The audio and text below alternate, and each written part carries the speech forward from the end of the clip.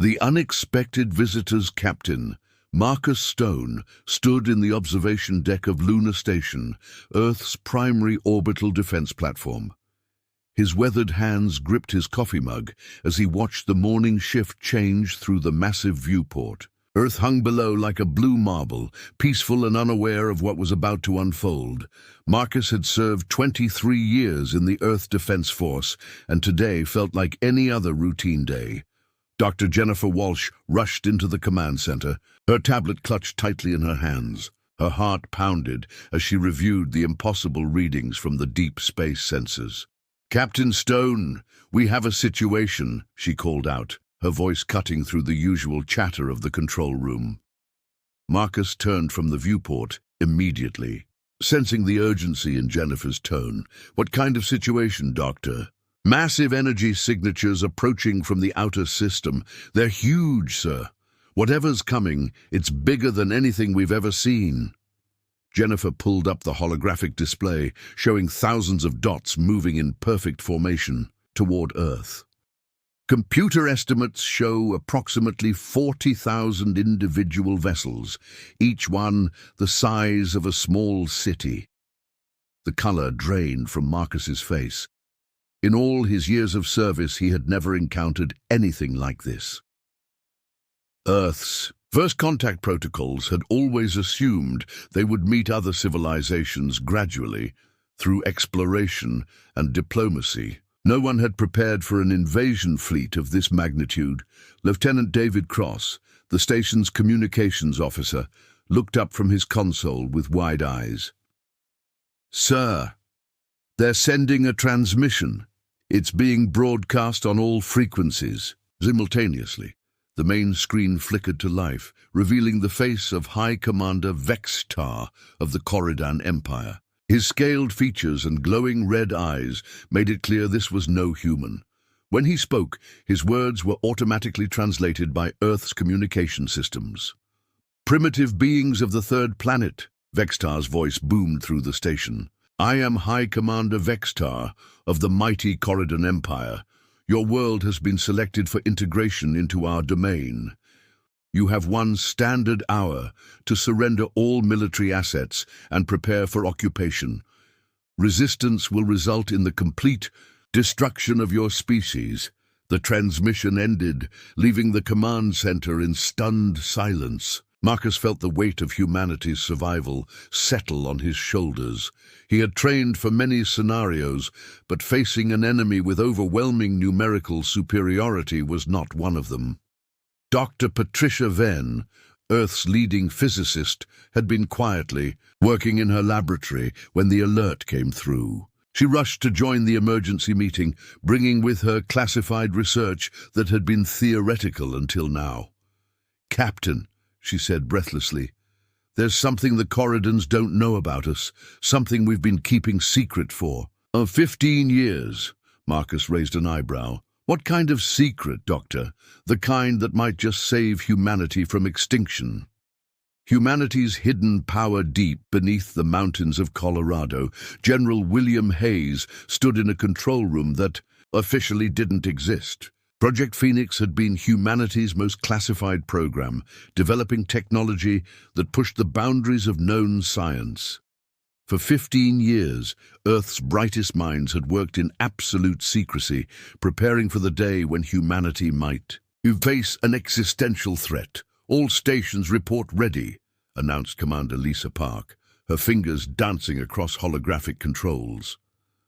Around her, dozens of technicians monitored systems that had never been tested in actual combat. The Phoenix fleet consisted of 500 vessels, each one incorporating technology that seemed impossible even to their creators. Dr. James Murphy, the project's chief scientist, watched the tactical display with a mixture of excitement and terror. "General, the quantum displacement drives are operating at full efficiency. Our ships can phase in and out of normal space at will. The Corridans won't even see us coming." General Hayes nodded grimly. He had spent his entire career preparing for this moment, but the weight of humanity's survival still pressed heavily on his chest. "What about our weapon systems?"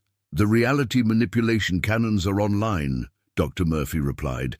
We can alter the fundamental properties of matter within a localized area. Their ships are about to discover that the laws of physics are more like suggestions when humans get creative. Meanwhile, High Commander Vex Tar stood on the bridge of his flagship, the Corridon Dominion. His empire had conquered over 200 worlds, using the same simple strategy: overwhelming force, followed by complete subjugation. Earth appeared to be just another primitive planet with basic technology and no real defenses. Status report. Vextar commanded his tactical officer, a junior Corridon named Zeftel. All fleet elements are in position, High Commander. The humans have not responded to our surrender demand. Their primitive satellites show no sign of advanced weaponry or shield technology. Vextar's scaled lips curved into what passed for a smile among his species. Excellent. Prepare to demonstrate our power. Target their major population centers with low-yield plasma strikes. Once they see the destruction, they'll surrender quickly. But as the Corridon fleet prepared to fire, something impossible began to happen. Space itself seemed to ripple and bend around Earth. One by one, sleek black vessels began to materialize from what appeared to be empty void. They moved with grace and precision that defied conventional physics. Captain Rachel Stone commanded. The UES Phantom, humanity's first quantum phase destroyer. Her ship existed partially outside normal space-time, making it invisible to conventional sensors. Phoenix Command, this is Phantom Leader. All stealth units are in position. The enemy has no idea we're here. Dr. Patricia Venn monitored the battle from Lunar Station, her instruments tracking energy signatures that shouldn't exist. Captain Stone, she called to Marcus, our ships are using technology that manipulates space-time itself. We're not just fighting with better weapons. We're fighting with different rules of reality. The Corridon fleet suddenly found themselves surrounded by human vessels that had appeared from nowhere. High Commander Vex Tar stared at his tactical display in disbelief. How is this possible? Where did these ships come from? The 1-minute war. The battle began at exactly 14:23:07 Earth Standard Time. High Commander Vexitar gave the order to fire, confident that his 40,000 ships would quickly overwhelm the 500 human vessels that had mysteriously appeared. Around his fleet, Captain Rachel Stone watched the incoming plasma bolts streak toward her ship and smiled. All units, activate probability shields. Let's show them what human ingenuity looks like. The UES Phantom's shields didn't absorb or deflect the enemy fire. They simply ensured that every shot missed by manipulating the fundamental laws of chance and physics. Commander Tony Blake piloted the UES Sovereign, armed with humanity's most devastating weapon. Target acquired, he announced calmly. Firing reality distortion cannon. The weapon didn't destroy the enemy ship in any conventional sense. Instead, it convinced the universe that the Corridon vessel had never existed in the first place. 3 enemy battleships simply vanished from reality, leaving no trace they had ever been built. Dr. Elizabeth Foster, aboard the UES Quantum, monitored the battle's progress with scientific fascination. Her ship's temporal displacement weapon aged enemy vessels millions of years in seconds. Mighty Corridon warships that had terrorized entire star systems suddenly became ancient scrap metal, crumbling to dust in the vacuum of space. High Commander Vextar watched in growing horror as his invasion fleet disappeared faster than his tactical computers could track. Ships were vanishing, aging into nothing, or simply ceasing to exist. His weapons were useless against enemies who had learned to rewrite the laws of reality. All ships concentrate fire on individual human vessels, Vextar screamed into his communications array. But it was hopeless. Every plasma bolt, every particle beam, every exotic weapon in the Corridon arsenal either missed completely or had no effect whatsoever. Lieutenant Colonel Sarah Kim commanded the UES Thunder, equipped with gravitational manipulation technology. Her ship created miniature black holes that consumed entire squadrons of enemy vessels. The Corridans' attacks simply vanished into the artificial singularities, adding their energy to the growing gravitational wells. Captain Michael Torres used his ship's quantum virus to hack into Corridan computer systems, turning their own weapons against them. Infected vessels began firing on their own fleet as their targeting systems were rewritten by human programming that existed in multiple dimensions simultaneously. Dr. James Murphy watched from the Phoenix Command Center as humanity's hidden fleet systematically dismantled the largest invasion force in galactic history. General Hayes, the battle is proceeding exactly as our simulations predicted. Enemy losses are catastrophic. We've lost 0 ships. General Hayes allowed himself a small smile.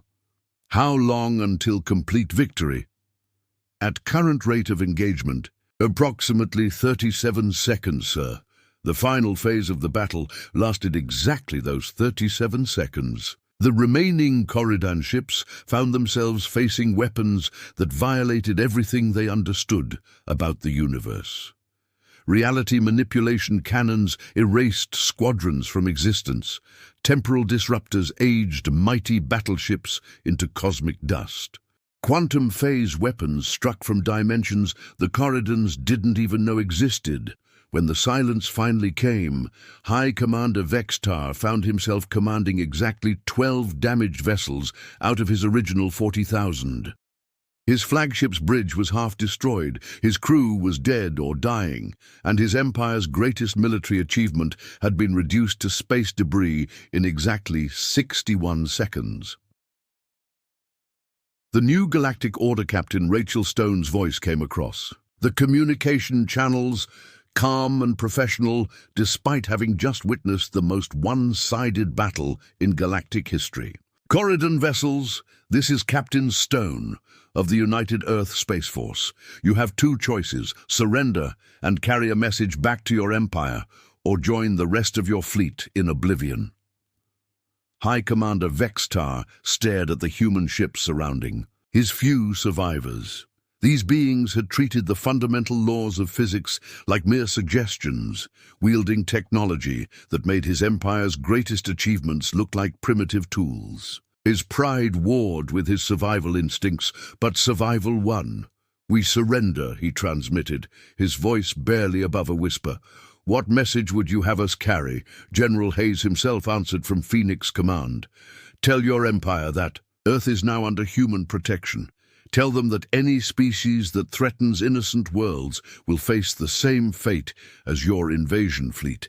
Tell them that humanity has taken its place as the guardian of this galaxy." As the battered Corridan survivors limped away from Earth, the human fleet began a systematic sweep of the battle zone. The wreckage of 40,000 enemy ships scattered across millions of cubic kilometers of space would serve as a monument to what happened when an entire empire made the mistake of underestimating humanity. Dr. Patricia Venn analyzed the battle. Data from Lunar Station, her scientific mind struggling to process what had just occurred. "Captain Stone," she said to Marcus, "we didn't just win a battle today. We announced to the entire galaxy that humans are now a major power. Everything changes from this moment forward." News of the battle spread across the galaxy faster than light itself. On Corridan Prime, Emperor Thexlar received the survivors' report with disbelief and growing terror. The mighty Corridan Empire, which had conquered 200 worlds, had been humiliated by a species they had considered primitive. But the message reached other species as well. The peaceful Altarians, who had suffered under Corridan oppression for decades, began to hope for freedom. The warlike Centauri, who had been planning their own conquest of Corridan space, suddenly reconsidered their aggressive expansion. The mysterious vegan collective, ancient observers of galactic politics, took notice of humanity for the first time. Captain Michael Torres commanded the first human diplomatic mission to the liberated worlds.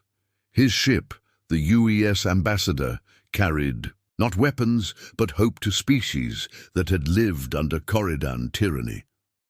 "People of Altair 7, he broadcast to the planet below, humanity offers you protection and friendship. The age of conquest is ending. The age of cooperation begins now." Within months, Earth found itself at the center of a growing alliance of free worlds. Species that had never imagined standing up to the Corridan Empire now rallied behind humanity's banner. The Terran Federation was born not from conquest, but from liberation. Dr. James Murphy established the first interstellar research facility, where human and alien scientists worked together to push the boundaries of knowledge even further. General Hayes, he reported during one of their regular briefings, "Our alien allies are contributing technologies we never imagined. Combined with our reality manipulation capabilities, we're developing defenses that will protect every world in the Federation." The birth of an empire. 1 year after the Battle of Earth, President Helen Cross stood before the Galactic Assembly on New Geneva Station, the Federation's new capital. Representatives from over 50 worlds filled the Great Hall. Species that had never dreamed of working together now united under humanity's leadership. "Fellow beings of the galaxy," President Cross began, her words being translated into dozens of languages simultaneously, "we gather today not as conquerors, but as guardians. The Terran Empire is founded on a simple principle. No world should live in fear of invasion or oppression." Admiral Marcus Stone, promoted after his role in Earth's defense, commanded the Federation's growing fleet from his flagship, the UES Liberation. Human ships patrolled trade routes, protected vulnerable worlds, and ensured that the dark age of galactic conquest was truly over. Captain Rachel Stone, now commanding the elite Phoenix Squadron, led humanity's most advanced vessels on exploration, missions to the galaxy's edge. Her report spoke of ancient civilizations, mysterious phenomena, and new worlds eager to join the Federation's growing community. The Corridan Empire, meanwhile, had collapsed into civil war. High Commander Vextar, stripped of his rank and position, lived as a broken exile on a remote world. He spent his days writing memoirs that no one would publish, trying to explain how the galaxy's mightiest empire had been destroyed in 61 seconds by beings they had considered primitive. Dr. Elizabeth Foster established the Galactic Institute of Advanced Sciences, where researchers from hundreds of species work to unlock the mysteries of the universe. Human reality manipulation technology, combined with alien knowledge accumulated over millennia, led to breakthroughs that seemed like magic to earlier generations. But humanity's greatest achievement wasn't technological or military. It was the simple idea that strength should be used to protect the weak rather than exploit them. Captain Michael Torres, now Earth's first galactic ambassador, traveled from world to world, establishing diplomatic relations based on mutual respect and cooperation. Commander Lisa Park oversaw the construction of massive space stations at key points throughout the galaxy. These installations served as trade hubs, cultural centers, and symbols of the Federation's commitment to peace and prosperity for all species. The galaxy that had once trembled under the threat of conquest now thrived under human protection. Trade flourished between worlds that had been enemies for centuries. Scientific advances accelerated as species shared knowledge freely. Art and culture bloomed as different civilizations learned from each other. General William Hayes, now supreme commander of Federation forces, maintained the military strength necessary to deter potential aggressors. But the Phoenix Fleet's true power lay not in its weapons, but in the hope it represented. No longer did small worlds face extinction at the hands of galactic empires. Humanity had changed the rules of the game forever. As President Cross concluded her address to the Galactic Assembly, she looked out at the diverse gathering of beings united in common purpose. The Terran Empire rises not to dominate, but to serve. We are the guardians of freedom, the protectors of peace, and the champions of cooperation. Together, we will build a galaxy where every species can thrive.